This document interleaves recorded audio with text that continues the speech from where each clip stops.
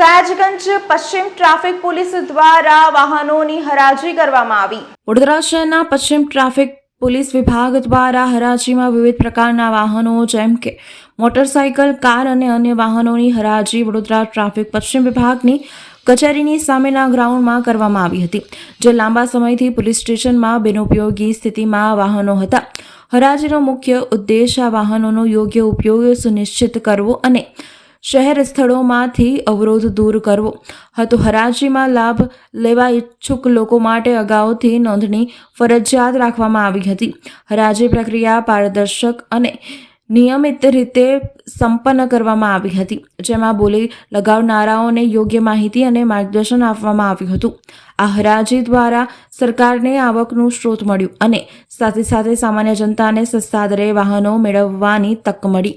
આ પ્રકારની હરાજીઓથી શહેરમાં ટ્રાફિક વ્યવસ્થા સુધારવામાં મદદ મળે છે અને અવરોધ વાહનોની સંખ્યામાં ઘટાડો કરવામાં સહાયતા થાય છે। ત્યારે આજે હરાજીમાં કુલ 80 ઈચ્છુક ઉમેદવારોએ ભાગ લીધો હતો, સાથે કુલ 38 વાહનોની 1,95,000માં બોલી બોલાઈ હતી। આ હરાજીમાં ટ્રાફિક વિભાગના ડીસીપી જ્યોતિ પટેલ, પશ્ચિમ વિભાગના અને ડીએમ વ્યાસ ખાસ ઉપસ્થિત રહ્યા હતા। જુદા જુદા સમયે ટ્રાફિક શાખા દ્વારા જે વાહનો ડિટેઇન કરવામાં આવે છે અથવા તો રોડ ઉપર બિનવારસી મળી આવે છે, એવા વાહનોને અહીંયા પશ્ચિમ શાખાના ટોઈંગ સ્ટેશનમાં રાખવામાં આવ્યા હતા। જાહેર જનતાના જો એ વાહન હોય તો અમે અવારનવાર એ લોકોને જાણ કરી હતી, નોટિસો આપી હતી, ન્યૂઝપેપરમાં પણ પ્રસિદ્ધ કરાવ્યું હતું કે જેથી એમનું વાહન હોય તો આવીને લઈ જાય।